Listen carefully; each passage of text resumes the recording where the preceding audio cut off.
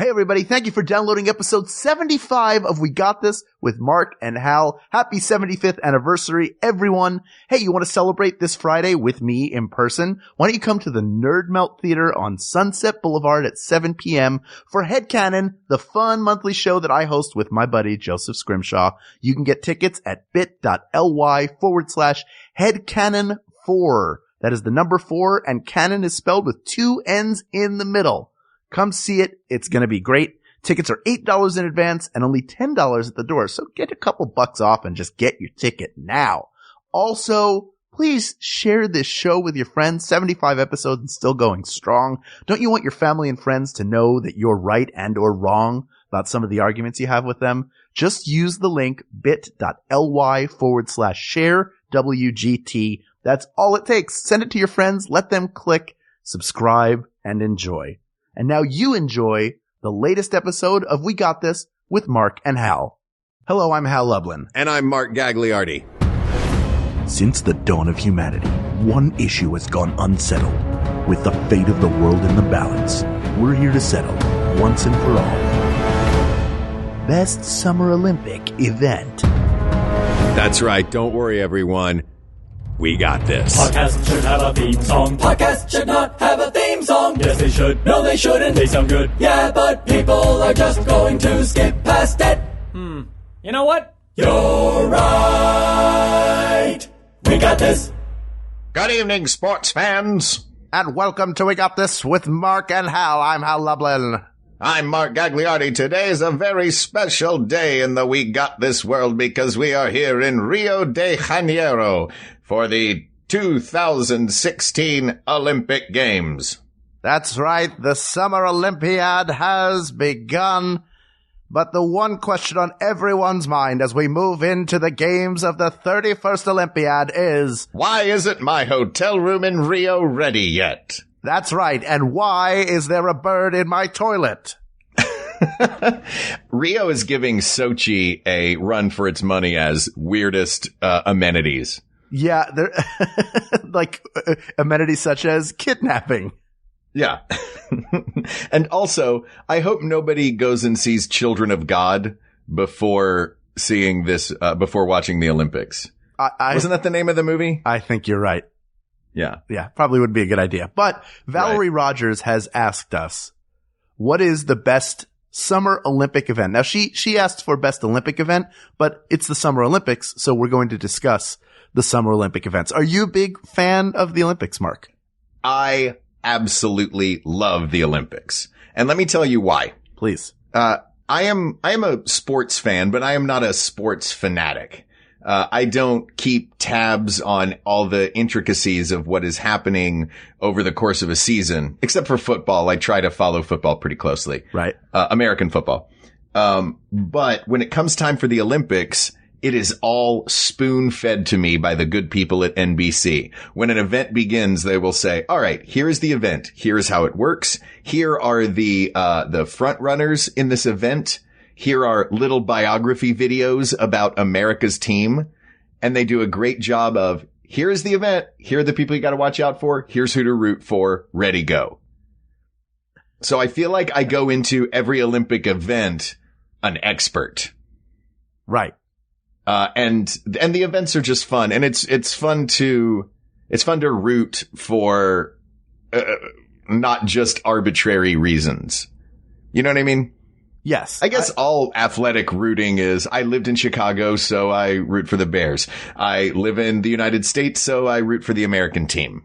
So I guess it is that in that sense, but it feels like there are geopolitics involved, which is one of my other favorite things. Are you a fan? I am. I grew up aware of the Olympics, of course, and some of them were notable people. I was 7 years old when Mary Lou Retton had the perfect vault to win the gold in Los Angeles. But I honestly didn't really get into them until my mother passed away, she passed away August 5th, 2008, which I think was the beginning of those Olympic Games. And those were Beijing, I think, in 2008. That was Beijing, 08, yeah. And, when you're dealing with a tragedy on that level, having something that distracts you from it is really welcome. So whenever I watched the Olympics, it took me away. And that was the year Michael Phelps won, what was it, 8 or 9 gold medals? Yes. And then broke it the next Olympics, but that was his first huge one. Yeah. So, and he's back this year. He's back again. And I just, I feel almost like I owe a debt to the Olympics for that. But now I love it. And Jennifer loves the gymnastics, and she really loves the track and field because she is a runner. So she has people that she follows on Instagram who are athletes that are competing. One of them is the favorite in the women's steeplechase. So really, yeah. So that's great. So you have a little skin in the game. That'll be fun. Exactly, and we watch it together, and it's just there's something amazing about a group of athletes who have trained for nothing but a single event, and going to the Olympics is sort of the ultimate in that sport. It would be like if you were a professional baseball player and you could only play professional baseball once every 4 years. And you weren't, even if you were on the team in 2004, you might not be on it in 2008. You might get one shot at winning a World Series. So, well, they do have these year round. It's just that they're not as televised and as prominent. Absolutely. The sports exist, but to have that big worldwide audience. And one of the fun things about that is that it's so rare, and you get to see how excited these amateur athletes get, which kind of bothered me when professional athletes were allowed to get into the mix. Not because people like Michael Phelps shouldn't be sponsored. I think sponsorships in that are fine. But like in 1992, America just sent all of the best NBA players, and then we won at basketball. So it's like, all right. But yeah, you've got Michael Jordan and Magic Johnson and all these guys on the team. Of course you're going to win. Right.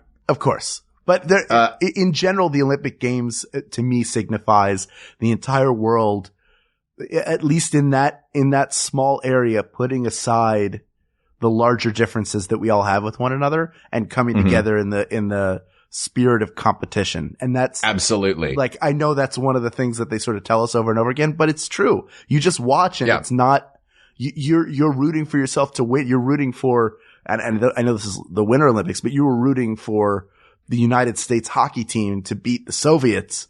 Yeah. Because it was a reflection of the Cold War, but you knew that it could happen there without the ramifications of everybody or anybody losing their lives. Exactly. We hope. We certainly hope. We don't know the full story. I don't know what happened after the end of Miracle. I assume all those people. You didn't watch Miracle 2? This time it's personal? No, I didn't. It sounds terrible. The thing that I love about watching these amateur athletes is that excitement.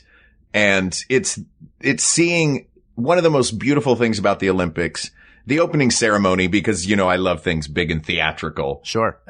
But also there's that parade of nations when every Olympian gets to march in a parade around the track. And everyone is so excited and having the time of their lives. And it's just infectious and amazing to watch. And I just love the Olympics. I love the pageantry of it. I love the camaraderie of the athletes. I love like you said, the healthy competition that is, if we could, if that was how we solved our problems, the world would be a better place. Yes.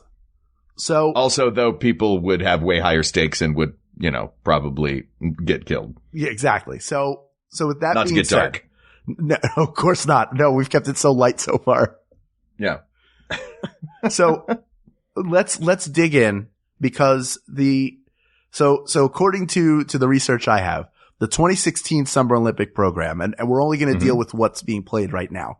There are certain things that have been, different events have come in and out of the Olympics over the years, over the, 124 years, I guess now that it's been around. So this summer, there are 28 sports and a total of 41 disciplines and 306 events. Okay. So we've got to cut away some major swaths here. And I've sent you the list. We should have the same list. The list that I have is, I have a list of all of the events alphabetically. But before we do this, May I give honorable mention, since they're not going to be eligible? You mentioned those previous Olympic sports. May I point out to you a few of my favorites that have been in past Olympics? Go for it. These are all real things that have all been in the Olympics. There was an event from 1900 to 1920 that all of us played as children that we had in the Olympic Games, and that was Olympic tug of war. Oh, yeah, that's right. 1900 to 1920. It was 2 teams of 8, and you had to pull the other team 6 feet. If after 5 minutes no team had pulled the other team 6 feet, the team that had pulled the farthest was declared the winner. Boy, how did that hang on for as long as it did? Because what? 5 minutes? Yeah, no, I mean, oh, that sport. The number of Olympics. Although I imagine at that point it was a lot of guys who look like our upcoming guest Simon Gotch, where they've got the mustache and they're dressed like a turn of the century strongman, except whereas he plays it as a character, that's just what they were. So they all look like the Iron Sheik in a onesie. And the weightlifting was just that big dumbbell, like with the 2 big balls on the end that each said 500 in big white painted letters. Exactly. Let us tug on this rope like men. All right. Here's another good one. In 1908, oh boy. This is not what you think it is. Maybe it is. I don't know where your mind goes. Motorboating. It was in the Olympics in 1908. It was 40 nautical miles around a track. It was just driving a boat. And if that sounds dumb, clearly you've never seen NASCAR. Or that also sounds dumb. So this was NAS Boat. This was NAS Boat. I love that movie. Now there were some real sports, that's terrible to say, not real sports. They're more popular sports that have come in and out of the Olympics over the years. Croquet, polo, lacrosse, cricket. Those are more, traditional sports. But of the previous Olympic sports that are no longer around, Olympic tug of war, one of my favorites, motorboating, one of my favorites. This one is another one that is real dumb. It was from the 1904 Olympics. It was only in 1904 in St. Louis, Missouri. Beard growing. It was the distance plunge. What? Do you know what this is? I hope it's... All right. Oh, wait. By the way, I'd like to thank Nito-Rama, the website for many of these. The event required athletes hold on. Let me guess. Okay. You run off a diving board, and instead of it being how you hit the water, it's how far down the pool you can get before you hit. It is, you're very close. You missed one detail. Oh, you have to look like a complete idiot, and it's not a sport, it's just something kids do? You have to coast, and you are not allowed to move your limbs. So it's how far you can get diving into a pool, not moving your limbs, and coasting underwater. It's 60 seconds or until the competitor floats to the surface, whichever comes first. Or until they hit the floor of the pool like a fool. And then right. We don't have I don't think they're diving anymore. Straight down. I mean, these are Olympic athletes. They trained for this for 4 years. What writer's room did that make it out of? They're like, we need new events for this Olympic Games. Oh, what if they stay stiff and just try to hit the water and coast? That's brilliant. We don't have any more ideas. That's lunch. What do we call that one? Distance plunge. Perfect.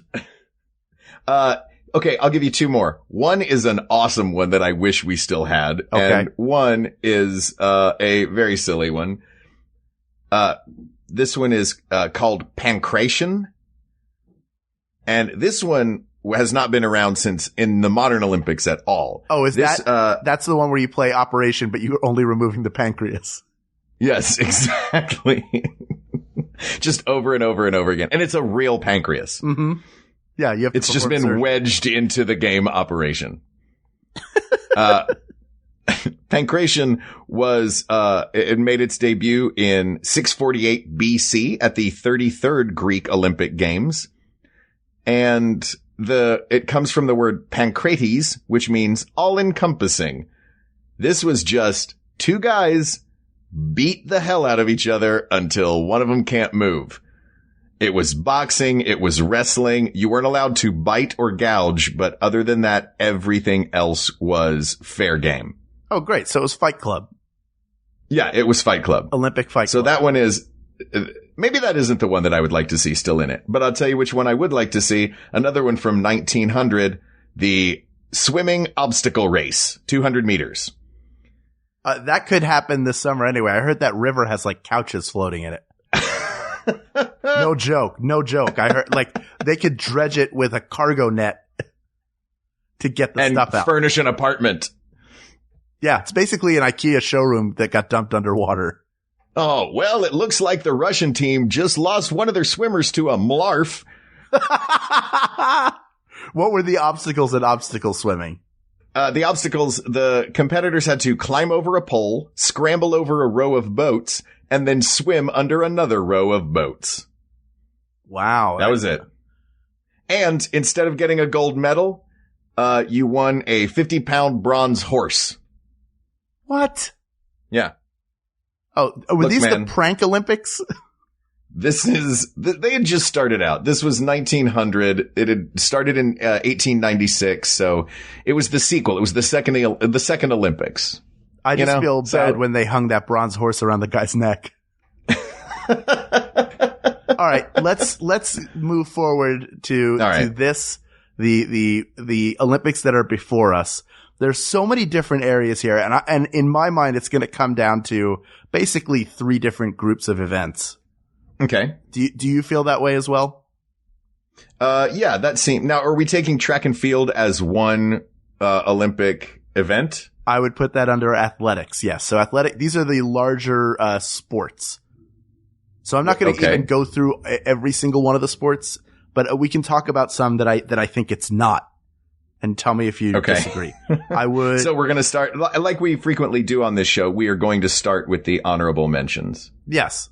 So some honorable mentions are sports that are widely played professionally and in the public eye. So I know that runners can make money off of endorsements. I know that gymnasts and swimmers and divers, that almost any sport has competitions that go around the world and around the year nationally and at the international level. But I'm talking specifically about basketball, boxing, football, which is soccer here, golf. Golf new this year. Yes. Tennis. Okay. We'll start with those. All right. So we're eliminating these because these are year-round sports. And when you think basketball, you don't automatically think Olympics. Yeah, it's something you can see all the time, and it doesn't, it's exciting. Look, when the Dream Team came together in 1992 in Barcelona, I still have somewhere a box score that I clipped out where they beat the Angola team. I think the score was 128-44. See, that just seems mean to me. It is, but it was also historic. It was the greatest basketball team that has ever and will ever be assembled, bar none. So just the spectacle of it was great. But for that reason now, and there have been some teams in the international stage who have enough good players that are NBA level players that they can get deep into a tournament. But it's usually the USA's medal to lose. And it's a professional sport. It's really, you're watching more for the NBA players nowadays. And that ultimately pulls it out for me. Same with baseball and football as well. Yeah, I would agree with you on all of that. And golf. So you know what? Every sport whose ball is depicted as a emoji, you're gone. Bye, tennis.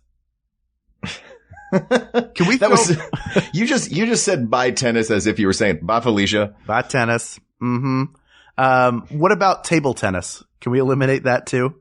As much as I love it? Yeah, I enjoy table tennis as well, but it's It feels more like a thing that you do in your basement, not a thing that and I shouldn't disparage it. There are amazing table tennis players out there, but it's not going to win. There are better sports. Absolutely. There are better events. I think rugby also is something that goes because that's more popular international, and even cycling.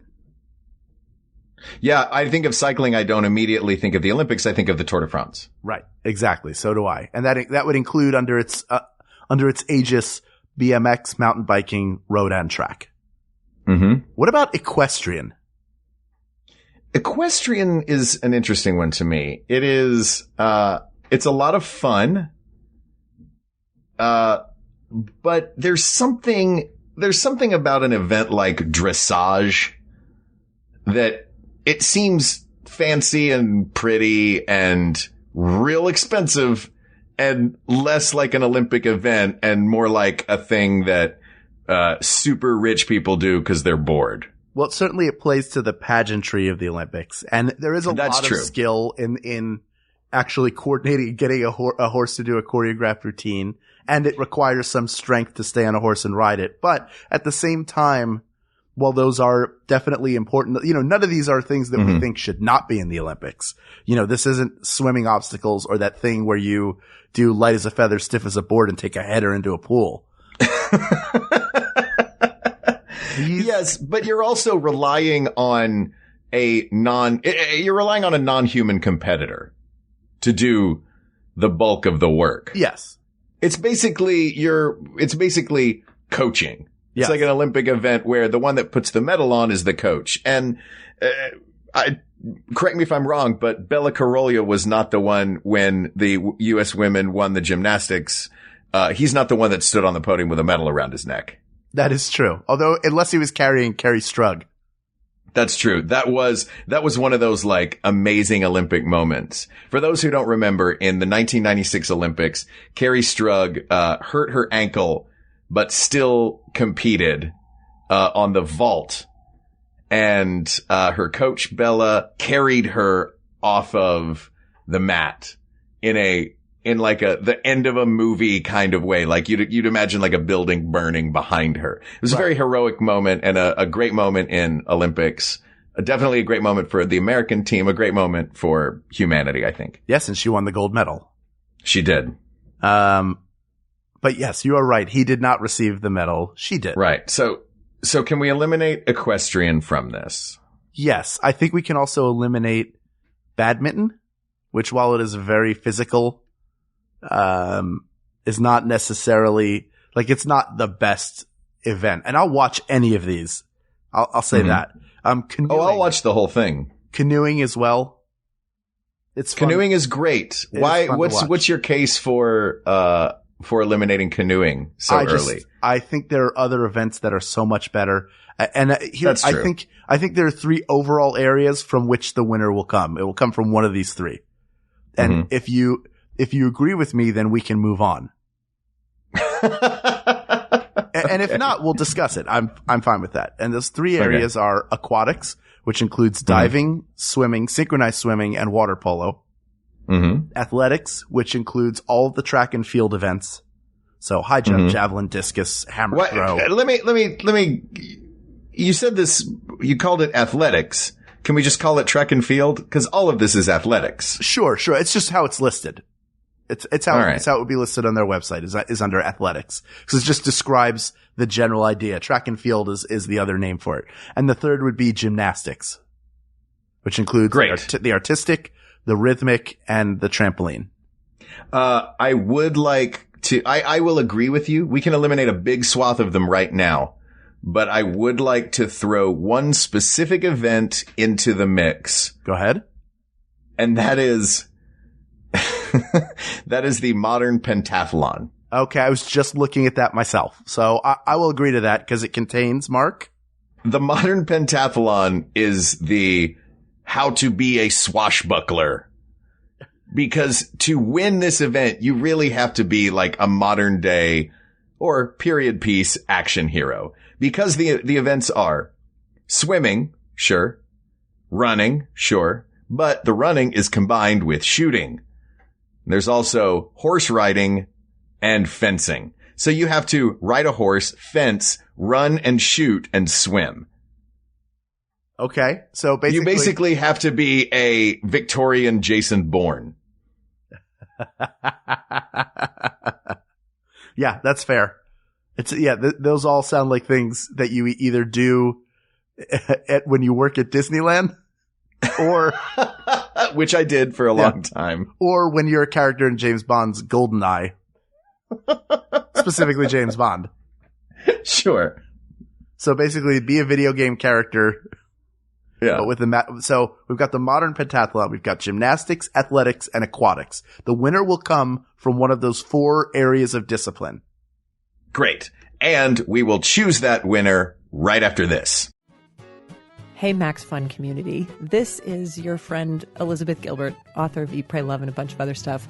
I am a longtime member, supporter, and devoted follower of Maximum Fun. And now finally I have my own podcast on the network. It's called Magic Lessons, and it is me coaching people through their creative issues and problems. This season, we have some amazing creators that we're helping through their joys and struggles of making something out of nothing. And then I bring in special guests like Glennon Doyle Melton, Brandon Stanton, Martha Beck, the poet Mark Nepo, Michael Ian Black, Sarah Jones, Gary Sheingart, these amazing friends of mine to come and help coach these people so that they can get their work done. I hope you'll tune into it. It's called Magic Lessons, and it's all about love.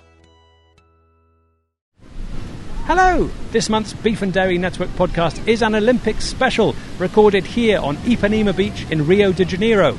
We'll be tackling all the big issues. Should athletes be allowed to eat lamb? Should Olympic equestrian riders be able to ride on a cow? All these questions and more answered in this month's Beef and Dairy Network Olympic special. Find us at MaximumFun.org or wherever you get your podcasts from. All right, are you ready? I'm ready. Let's do this. Okay. So, do we want to start pulling individual events out of these 4 areas? Because we're talking about a total of, so the pentathlon is 1 event, okay? Mm-hmm. Then we've got, from the combined other places, we've got 44 different aquatic events. Sorry, 46. 47 different athletic events. And gymnastics has 18 different events underneath its umbrella. I would like to make things easier. Okay. I would like to look at, aquatics, break it into 2, swimming, and because we could talk about the medley, the meters, the women's, the men's, all the different events that they have. I think we can really just break aquatics in half, swimming and diving. Okay. Oh, 3, water polo. But I'm not certain water polo, while it's a very, very difficult event, I'm not certain that one's going to win. But should we try to pull one from each of these and pit them against each other? Oh man, we could try. We could certainly try. It's going to be tough. So where do you want to start? And I would like to look at gymnastics as one thing. So gymnastics, you're including the men's individual all around, the men's team all around, the vault, the floor, the pommel horse, the rings, parallel bar, and horizontal bar. That's the men. Women have the individual all around, the team all around, vault, balance beam, uneven bars, and they have the floor routine. Yeah. I think the only one of these 3 that we really need to break up is track and field or athletics. Okay. Because, that there are so many varied things within that. Okay. Would you agree? You sound skeptical. No, I would have a hard time separating any of these gymnastic events because you accumulate an overall score as you go through it and do your passes at each event. So for that reason, I would agree to take gymnastics as a whole. Plus it's just, I mean, I'm so amazed by any athlete who does any of those things. Mm-hmm. It's so incredible to watch. It's absolutely, to me, the most beautiful part of the Olympic Games. I mean, the strength of these guys when they just grab 2 rings and pull their entire body weight up. There's a reason that the most ripped dudes that I worked with, at Disneyland were the aerialists. Oh, sure. And the gymnasts. I mean, the muscle it takes for this and the elegance of and the strength and the timing that it takes. It's such a precise You're using your whole body in this, in gymnastics. And don't forget the women's gymnastics team last year or last Olympics and this Olympics are probably the best. They're the favorites to win the gold. So in 2012, there were the Fierce Five, which was Allie Raceman, Gabby Douglas, Michaela Maroney, Kyla Ross, and Jordan Weber. And Gabby Douglas, who won the women's overall. Yes. And whose last name anagrams to USA Gold. Oh, it does. I'm looking at it now to confirm as you tell me. And this year, Raceman and Douglas are both returning. Now, is it just, are we biased toward gymnastics because the U.S. team has always been so good? Like, that's a really fun one to watch. It's dramatic. There's music involved. And like that really amps up the drama of it. And we are frequently rewarded with a happy ending as fans of the American team. Well, look, certainly that helps. But at this point, I'm just saying, I think we're both saying what we love about the event. So this is why it's coming out. This is why gymnastics is making it to the final three. So we've established these areas, and whatever we pull out of each one, we need to make a case for it. So the case for gymnastics is the artistry, the control, the physicality, and for most gymnasts, because several of them on a team have to compete in multiple events. Some will only compete in one, but for the people who have to do multiple events, that's so incredibly hard to be that good at that number of different skills. Now, what are the downsides to gymnastics as an event? I'll tell you one. I don't necessarily appreciate any event, any Olympic sport that, if it's about, uplifting these amateur athletes and making them, better, humans through athletic prowess. I don't know that anything that, stunts puberty should be considered on that list. That's fair. But there's also there's certain events, I feel like if I've seen one men's parallel bars routine, I've seen all men's parallel bars routine. Sure. Their legs go up and around and they go back. Oh. I started to turn to Jackie. Well, you and I are not the up and around and all over. Also, the scoring of that one the scoring of gymnastics seems like there's a lot more room for us just having to trust them. You know what I mean? Something that looks identical, two routines that look identical, both look amazing to me, but a judge will be like, that one was amazing, that one was garbage. It almost makes you feel like it's like the judges have something personal. I could do that better. 10. Yeah. Because now it's up to 15, I think. Wait, the score goes up to 15? I think so. Or at least it was that way in the qualifier. Whatever it is, you look at it, they start with a perfect score and then they take deductions based on errors. I kind of love that. You're like, I got a 10, which is a D. Exactly. So that's one of the ones where, one of the things that's a mark against gymnastics is that it's so subjective. Yes. And you really are at the whims of judges. And also, waiting for scores is kind of a pain when there are other events like swimming, which we will get to, when you can see Michael Phelps's hand hit the wall before the guy next to him. Like, there's that photo finish. There's those great Olympic moments. You know what I mean? That's true. You do get immediate results with races and head-to-head competitions. All of the races as well, they have that same idea that we'll know right away who is better. We don't have to wait for judges. And in that way, so if gymnastics is coming as a whole, then we probably aren't going to take diving out of aquatics, because although it's incredible to watch, and I could watch the diving events forever. If there were more televised diving events, I would watch that. I would watch it all day. Every day. It's absolutely beautiful. But at the same time, like you say, diving is to gymnastics what Aquaman is to the Justice League. Great for what it is, not entirely useful all around. Boy, you're throwing fire at Aquaman right now. Wow, you're on blast. Hello. Props to John DiMaggio. We love you. That's right. So then out of swimming. Diving. I'm sorry you're gone, but I would just one more thing to say about diving. Please. It is beautiful, and synchronized diving is just a joy to watch. And I'm really glad that they have the super slow motion cameras now. And I cannot wait to see what absolute bananas, they have come up with technology wise for these Olympics. And I can't wait until people use Photoshop to make the people doing flips while they dive look like they're sitting on toilets, because the faces they make just from the pure centrifugal force that's generated, they look like they're going through like NASA, a battery of NASA tests. So people take photos of them just in mid flip and then put them on toilets. So it looks like they're having blowouts. And guess what? People, Hal, do you do this?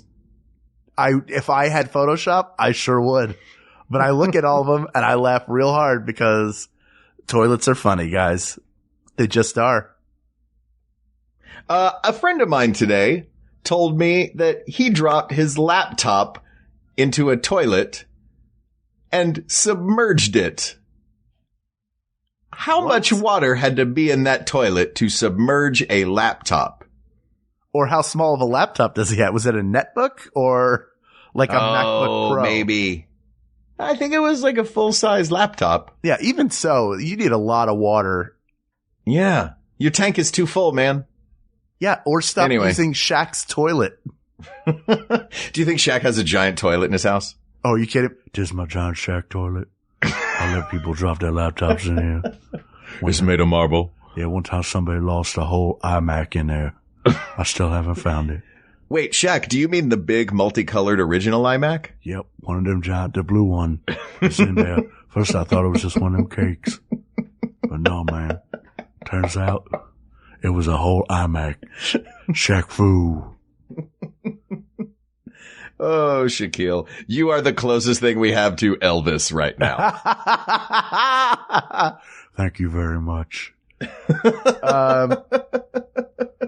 Okay.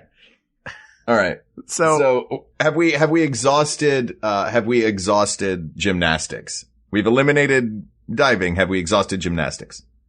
I think we've made a good case for gymnastics. I think we need to see how it holds up against our other finalists. All right. And, so let's move on to swimming then. Okay. Pros of swimming. We have the best in the world on the American team, and it is a heck of a good time to watch Michael Phelps break Olympic records.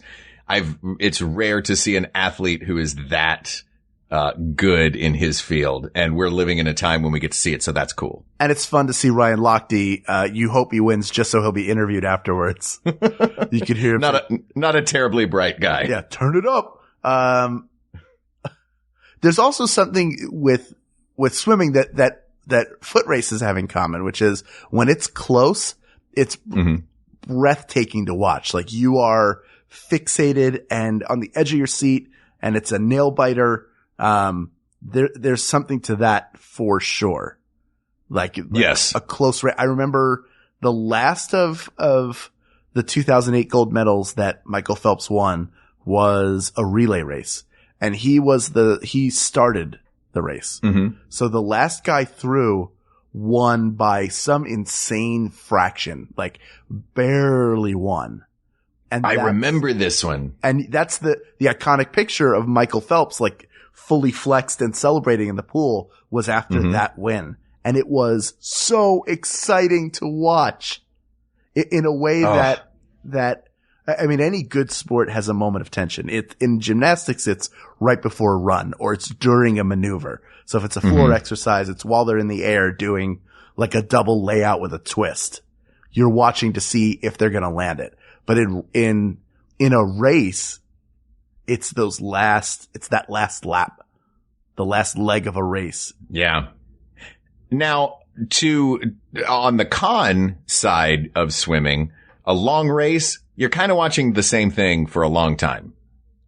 Oh yeah. Anytime they have to go more than once or twice back and forth in the pool, that's what you have to cut away. Cause otherwise it's just like they're still doing the breaststroke. Yeah. There is something about swimming though that feels very pure to me. It feels like it's a very old sport. And I think it's because it's simplicity. Aside from different, strokes that you have to use, the simplicity of who can get from point A to point B underwater the fastest. But do you think that the different strokes make a difference? Like a breaststroke versus freestyle versus butterfly versus backstroke? Is there one that you feel? Well, I think it takes different strokes. Oh, to move the world? Yeah. Oh, it does. Thank you. I apologize for that. I saw that coming from so far away. I tried to push past it. I know you did. If I wasn't going to. I'm a real BH. It's okay. I supported you because that's what friends do. Thanks, man. But is there any one of those particular strokes that you feel would come out, or is it just any of those are good? It's really just a matter of what, because sometimes there are races where the first lap back and forth is the freestyle, and then it's breaststroke, and then it's backstroke, and then it's, so they have to switch. It's whichever one is the fastest one, because everything else feels like a hindrance. You know what I mean? It's like speed walking. There's a way to get from point A to point B faster. Why don't you just use that way? You know what I mean? Yeah. It's like if you're forced to do the breaststroke, it feels like a weight around your neck, whereas freestyle is just get there fast. Okay. So you favor the freestyle. I would favor freestyle. Freestyle swimming, I think, is what would come out of this for me. Okay. I understand that. I can get behind it. Okay. Synchronized swimming. Let's talk about that. I forgot to mention that one earlier. Beautiful, a nice combination of gymnastics and swimming, but is it different enough from gymnastics to warrant being the number one sport? I mean, it's cool, but there's no version of synchronized swimming that will ever be as good as Harry Shearer and Martin Short on SNL in 1984. Oh, you're not angry with him. You're just pointing at him. Hey, you. I know you. I know you. I know you. I know you. Oh, we are nerds. Lawrence doesn't swim. I'm not a very strong swimmer. All right. Okay. So what's coming out of swimming into the finals? I think it's the freestyle. Is it the freestyle? Freestyle swimming? Yes. The freestyle or the medley. I would say we could put those, even though they're different. The medley is pretty incredible that they have to do different strokes combined in one race. They have to do all four. The medley is pretty impressive. Yeah. And that does show off more skills. I'm totally comfortable with, as long as there's some freestyle in it, as long as it has an element of just be the fastest. But that's what's going to be that's what, as we move into track and field or athletics, that is to me, the beauty of those events. It's just pure who can get from point A to point B the fastest. Right. That is athletics in its purest form. So in that case, why don't we do the 200 meter freestyle? Oh, I was going to say the relay. Oh, you want to do the relay? All right, we'll do because the relay. I like that. I think that's smart. You get every stroke. So we'll do the four. Oh, so that would be if you want every stroke, that's the 4x100. The medley relay. So we'll do the 4x100. So that's 4 people who have to go to the end and back. And each one does a different stroke. Now, all of these, we never really set criteria for this. For me, it's a combination of athleticism and pure fun to watch. Would that hold true for you? 100%. Okay. So as we move on, let's think about those things. Okay. So let's move on to track and field. Oh, there's so many great events. Will you read off those events? Oh boy. Okay. So we've got, in track races, you've got the 100 meter, 200 meter, 400 meter, 800, 1500, 5000, and 10,000. And the 5,000 and 10,000 should sound familiar to you because those are 5Ks and 10Ks. So the 5K is 3.1 miles and the 10K is the equivalent of 6.2 miles, just to give you an idea. And if we add the marathon to that and the relays, can we just call that category running? Oh, they're so different though. The skill that it takes to run a marathon is different than what it takes to run a 10K, which is different than a 5K, which is way different than a 100 meter, 200 meter. So yeah, man, I went on a run this morning and I walked the whole thing. That's how much time I spend running. So, but Usain Bolt. And also I stopped for a breakfast burrito. Right. But that's the difference between runners. What kind of burrito did you get? Oh, it was delicious. It's called an ABC, avocado, bacon, cheddar. But that's not the point, Hal. Well, it's becoming the point. I want to hear more about it. It's delicious. It's on a spinach wrap. I get it next door to my apartment and I run with it, but I couldn't run because I had a burrito in my hand. So I walked the whole way. Something in that story is not adding up, but there is a difference between a sprinter and a runner. So Usain Bolt is a sprinter. He is very fast over short distances. You cannot catch him. Tyson Gay on the US team, who is in something like his third or fourth, maybe his third Olympic games. He is a sprinter over a certain short, or medium distance. He is one of the fastest people on the planet. But for him to run at a flat out sprint for that amount of time that's what he trains to do. If you put him in a 3.1 mile race where you have to pace yourself and pick the times to run away, and it needs to be a much easier sort of, stride, that's way, way, way different than running a short distance. And then a marathon, even more. So yes, we're getting into a bit of minutia though, I think. Oh, when we're cutting big swaths of events away, we're getting really into the minutia of running. And I know that your wife is an avid runner. So I'm certain that I'm hearing a little bit of Jen in your voice in this. You are, but I've come to understand that through her. So I would say let's take distance running and running and sprinting. Great. So I'd say sprinting is like 200, 100, maybe even up to 400. 400 is once around back. Let me throw this out there. I have what I believe is probably a significantly shorter list, that doesn't go into all, 44 of them? Just in the interest of time, may I read this? Go ahead. Sprints, sprint relays, hurdles, middle distance, long distance, steeplechase, walks, marathon, high jump, long jump, triple jump, pole vault, javelin, discus, shot put, hammer throw, decathlon, and heptathlon. Great. That covers pretty much everything without getting into the smaller, assorted lengths of things that you have to do, right? Okay. Yes. I would, on this list, I would get rid of the walking and the marathon. Yes, because it is dumb. Yes. Look, you have to be a good athlete to walk like that. You have to be a really great athlete to run a marathon, especially as fast as they do. Absolutely. But it's so boring to watch. And going back to our previous criteria, I think marathon, I think Boston, Chicago, LA, I don't think Olympics. Right. I mean, I think about it because it's named after the runners from Greece. I mean, it's, marathon. It was the run, I think, to marathon or from marathon. I don't remember the exact history of it, but it is certainly born of the Olympics, but it is not the marquee. If I was pulling one event out, it would not be the marathon. Let me make a pitch to you, Hal. Do it. If we're going to pull one thing, because it is one event that gets one medal, as the greatest of the track and field or athletic events, does the decathlon just come out of this one? Sure does.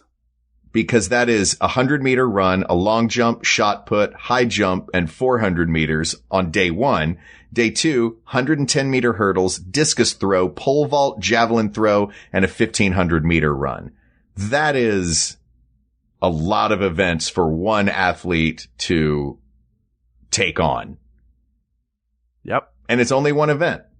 I think we knock out the entirety of the athletics in that one event. Would you say that is true? I think that sounds pretty accurate. Okay. And props to Caitlyn Jenner, formerly Bruce Jenner, when she was Bruce Jenner, the American decathlon winner. So good job, USA. That's right. It is, I mean, the three things that we have chosen America has gold medaled in all of them at some point. True. So what are we down What are to? our finalists? I mean, we can eliminate the modern pentathlon, I guess, but the running while shooting sounds great. I would rather that they just run around going pew pew pew pew pew pew pew. Yeah. Sure. That would be much more impressive. In this climate we are currently in, why not use super soakers, guys? Mm-hmm. Or use those tennis ball guns from, did you watch American Gladiators in its heyday? I absolutely watched American Gladiators in its heyday. Did you also think every time you saw the challenge where the gladiator is up high with a tennis ball cannon and you had to try to shoot a target above his head, did you all the time think, they're doing it wrong, I could do it much better? Absolutely. Then you know what we were wrong about? All of it? Yep. Oh. Shout out to American Gladiators. All right, modern pentathlon. I'm sorry, you're gone. Bye. So here is where we stand. We have the decathlon, the relay, the mixed relay medley. What's it called?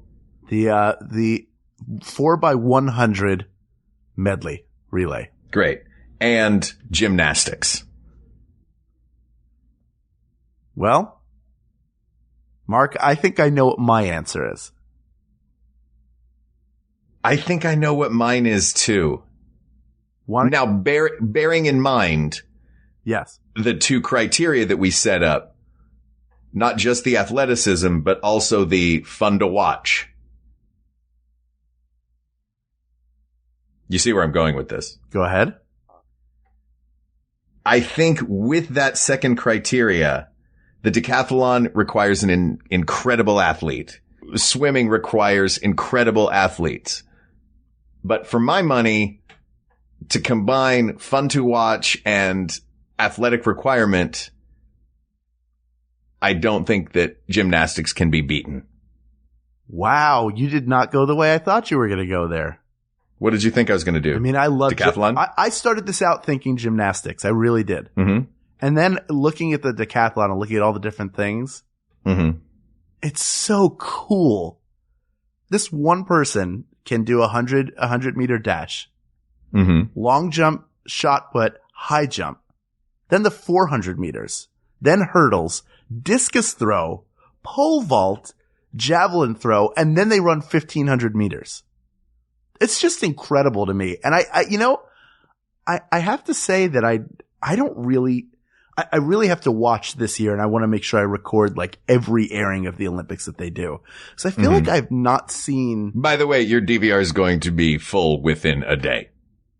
Well, I'll just have to work real hard to watch all of that then, won't I? But I don't think I've ever seen or really seen in any great length the decathlon. I've only seen bits and pieces. I see the sprints because of Usain Bolt. The gymnastics obviously in America are huge.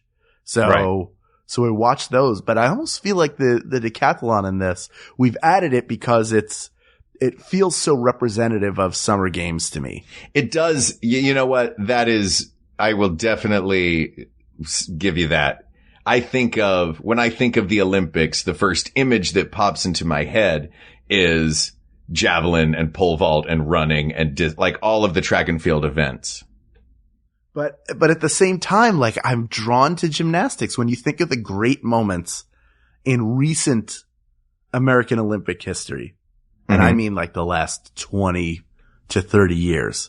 You think primarily of gymnastics. You think of Michael Phelps with swimming, but you think a lot about Mary Lou Retton and Carrie Strug, and Shawn Johnson and Gabby Douglas.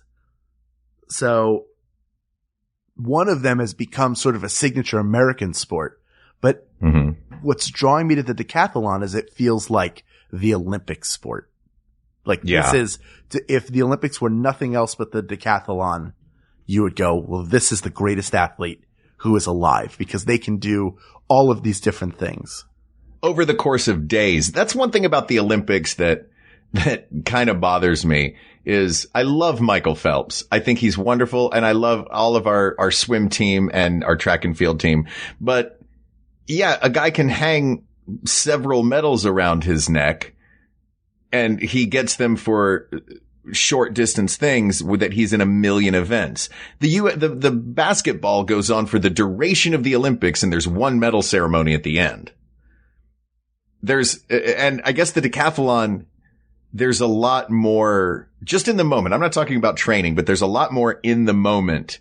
It takes 2 straight days to win just one medal. But then does that go back to the fun of watching it thing for me? Because I'm like, oh man, that's 2 whole days of Olympic watching to get to this medal. Like I said at the beginning, here's the event.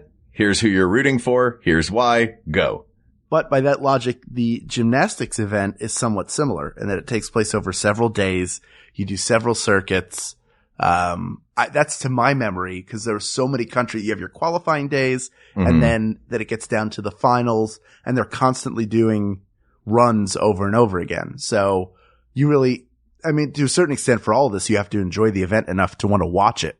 That's true. But to me, just looking, and it's hard for me to make, I know I'm trying to move you towards decathlon, but which you're doing successfully at this point. But I'm happy now, though. After our history, Hal, I really am always skeptical of you trying to move me toward your decisions. I know that. I know. Ever since Juliana said, "Call the show Hal's Got This" featuring Mark. Man, am I ever gonna live this down? But looking at the decathlon, there are 3 events that are very similar. The races. So you have 2 sprints and then a long run.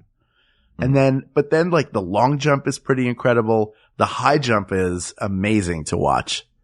I feel like I don't see enough pole vaulting, which sounds odd to say, but there's something about that to me that I think is so cool. It's very cool. And also it always makes me think of old-timey prison breaks. Yes. Right? Or people trying to break into a castle. Yeah, exactly. You know what? Now that I've been thinking about it more and more and the way that you mentioned it, because there are, I'm not going to say it dilutes it, but much like in swimming, there are lots of individual smaller things involved. Right. And the decathlon is 1 medal for 10 events to determine, and it's been called this in the past. I know that, they said this about Jenner. It was world's greatest athlete. Right. That's what the decathlon winner is called. And because this episode is best Olympic event, basically, right? What word did we use? Did we say event or sport? Event. Best Olympic event. I think that, as much as I love watching gymnastics. Yeah. For the pageantry of it, when it comes to athleticism, I feel like, you may be right. The decathlon may trump. I hate using that word now. You know what? I'll put it another way. It's like in our best Ghostbuster episode saying that we can't be blinded by how much we love Bill Murray in making a decision. That's true. We can't be blinded by the emotions of Carrie Strug crying and standing on one foot in 1996. Absolutely. So are we ready to call this? As objectively as we can make it, I think we are ready to call this. All right. Well, the scores are in from the judges, and let's take a look. And those numbers spell out people of the world. In just a few short days, you'll be watching the 31st Olympiad, the Summer Games, the Olympics themselves, loaded with events. There's so many days of events, and I encourage you, and Mark does as well, to watch as much of it as you can, because you are seeing speak for me. The greatest athletes in the world. And Mark specifically told me to tell you, Hal, don't speak for me, that he wants you to appreciate that these are a collection of the greatest athletes, not only in the world, but also coming from these different disciplines. What other places do you see people running around and shooting at stationary targets and then fencing? And then there's a guy making a horse dance. But don't forget, there's some speedy walkers around here too. And some people jumping in water looking like they're on the toilet. And Mark wants you to know. Stop speaking for me. That among all of these events, there's only one that is the best event. And Mark wanted me to tell you a story. Hal, I didn't tell you a story. About a guy named Jim Thorpe from an area called Mauchachunk, Pennsylvania. It's a coal mining town. Here we go. On the road to Scranton. And Mark wants you to know that Jim Thorpe in 1912 tied for the gold medal in the decathlon. You know what happened after that? What happened after that? Mauchachunk changed its name.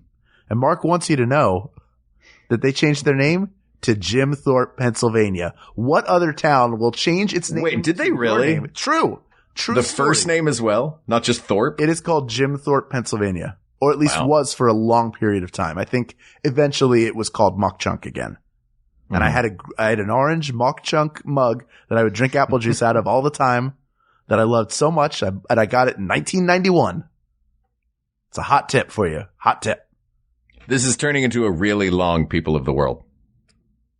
I speak for myself, but mostly for Mark when I say that when you're looking for the best Olympic event, look no further than the decathlon. It has it all. 10 events. And one person has to master all of them to the point where they're given a medal for 10 events over 2 days. Everything from a 100-meter dash to tossing a javelin. I'll tell you, if I had to be stranded in the wild with any Olympic athlete, you give me that gold medal decathlon winner and a spear, and we'll have food for days. The decathlon is the greatest summer Olympic event. Asked and answered. Thank you, Valerie Rogers, for your question. Thank you, Valerie Rogers. And to all of our listeners, there are many more topics out there to discuss. So please reach out to us on Twitter at We Got This Tweets or check out the Maximum Fun subreddit. There's a flame war happening right now. Hit us up on Facebook.com/We Got This Podcast or email us at WeGotThisPodcast@gmail.com. Thank you, as always, to Jonathan Dinerstein and Mike Furman for our score and song, respectively. Thank you to producer Ken Plume, researcher Kate McManus, graphic designer Uri Kelman, and QA engineer Jen Alba. And thank you, of course, as always, to you, our listeners. If we could take you and put you on a podium, you'd be the one in the middle, not the two on the side that are slightly lower. Whatever country you're from, that national anthem would play, and we'd hang a gold medal around your neck for being the world's greatest podcast audience. Thank you. For Hal Lublin, I'm Mark Gagliardi. And for Mark Gagliardi, I'm Hal Lublin. And don't worry, everyone. We got this. We got this. MaximumFun.org. Comedy and culture. Artist owned. Listener supported.